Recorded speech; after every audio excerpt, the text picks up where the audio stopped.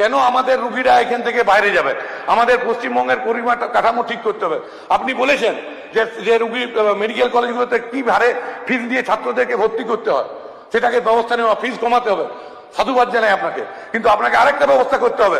আমি নিজে হায়দ্রাবাদে গেছি, আমি হায়দ্রাবাদে দেখেছি প্রতিটা রুগীর ক্ষেত্রে যে কোনো হাসপাতালে হোক, যত বড় ডাক্তার হোক, 400 টাকা পর্যন্ত ফিস বাঁধা আছে। কেন প্রাইভেট সেক্টরে আমাদের এখানেও হাসপাতালগুলিতে যেমন খুশি যে ইচ্ছা ডাক্তার ফিস নেবে? গরিব রোগীদের স্বার্থে, গরিব রোগীদের স্বার্থে, সাধারণ মধ্যবিত্ত স্বার্থে আপনাকে একটা ফিস বেঁধে দিতে হবে সরকার থেকে, যেটা সরকার পারে। এটা মানুষের স্বার্থে এই সরকারকে, মানবিক সরকারকে করতে হবে।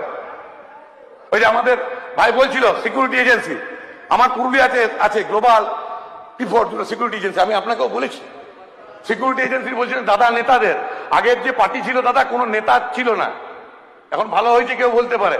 আমি আর নর্থ বেঙ্গলের একজন আমাদের সদস্য, আমরা এসেছিলাম আগের মন্ত্রীর কাছে, এখন উনি ভালো তৃণমূল হয়েছেন, ঠিক আছে ভালো, এখন হয়তো বললে দিয়েই দিত। হ্যাঁ, একটা কার্ডিওলজির ডাক্তার চাইতেছিল নর্থ বেঙ্গল মেডিকেল কলেজে, পুরুলিয়া মেডিকেল কলেজে। উনি বললেন 14 বছর একটা কার্ডিওলজির ডাক্তার করতে লাগে। তো আমরা সাধারণ মানুষের জন্য ডাক্তার চাইতে এসেছি, আমরা প্রান্তিক জেলার জন্য একটা মেডিকেল কলেজ করেছেন, নেফ্রোলজির ডাক্তার নাই, নিউরোলজির ডাক্তার নাই, যেটা মাস্ট দরকার কার্ডিওলজির ডাক্তার নাই। আপনি নিজে ডাক্তার জানেন, একটা ব্রেন স্ট্রোক হলে বা একটা কার্ডিয়াক অ্যাটাক হলে সেই পেশেন্টকে শিফট করা যায় না।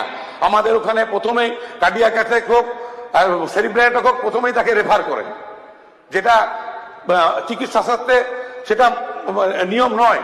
এই ব্যাপারগুলো দেখার জন্য বলছি।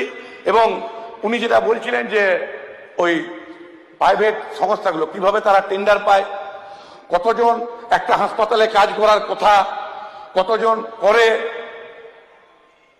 এক্সট্রা তাদের বিল হয়, এই জিনিসগুলো দেখা, যেসব হাসপাতালে বিটি ভ্যান দেওয়ার ব্যবস্থা করা, এমআরআই এর ব্যবস্থা করা।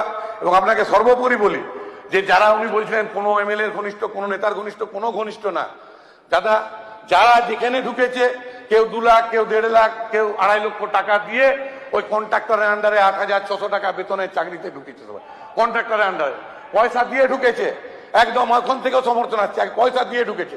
আর কতজন করার কথা, কতজন করে, এটা দেখার কথা। এবং সর্বোপরি আপনাকে কম সময় নিচে আরেকটা স্যার, সর্বোপরি যে ব্যাপারটা